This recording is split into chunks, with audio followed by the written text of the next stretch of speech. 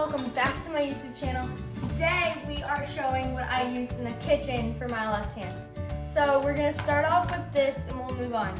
So this is a cutting board and it has these corners and these spikes. And on the bottom it has suction cups. So how I use this is I put it's in our cutting board drawer, and when I get it, I grab what I want to eat, the knife that I use for bread. I push down the cutting board so that it suctions onto the table. For this, I'm going to use a croissant. For the croissant, this part right here, I just stick into the spikes, and if I need to move the cutting board for whatever reason, because sometimes I don't like how it's placed, I like to put it on an angle.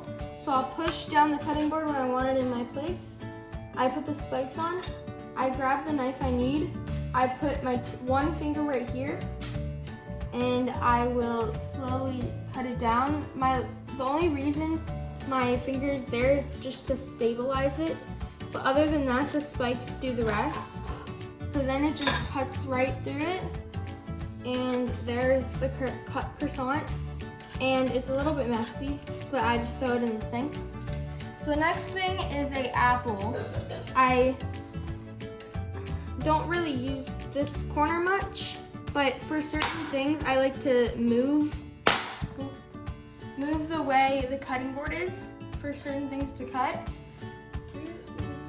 So when I cut in the corner, I push down my stuff again.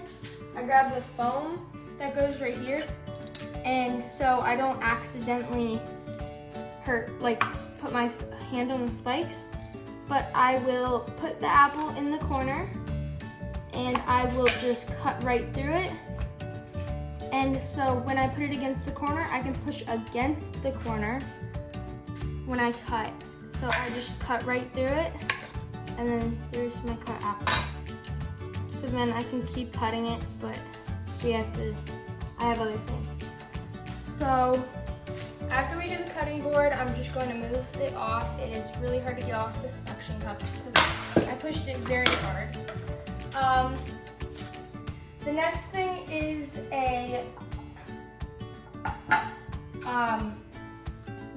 it's a other knife that I use to cut certain things. Today we're going to use it for cutting a bread. I'm just going to cut it in half. You can cut it like this, but it's really much easier. So I'm just gonna do this. It's called a rocker knife. And what you do is you grab it like this. You put it right against the table, and you just sew right into it. You go back and forth, and then it's immediately cut. Then you sew, and then it's cut. So all you have to do, I'll do it again on this. You put the edge on the end, you put the thing on the end, and you just sew right into it, back and forth once, and then it's cut. It works with anything that you need to be able to cut, because I couldn't cut anything. I used to have a fork that used to have a curve, so it would be easier to cut. The last thing is a mat. It is basically rubber, and you just put it on the table, and it wouldn't slide. So I would use this for bowls because it sticks to the bowl and it doesn't really move when I'm going to stir something. I also use it for water bottles, not for the bottom, but if I need help opening something, I'd put this against my chest, I'd grab this with my hands, and I would put it on, and I would just open it like that. And then after I get it started, then I just open it like that. That's how I open up my water bottles normally, because it's hard to open. So some people ask me how I pour my water, that if I just bake noodles or something, how I pour it into my strainer in the sink.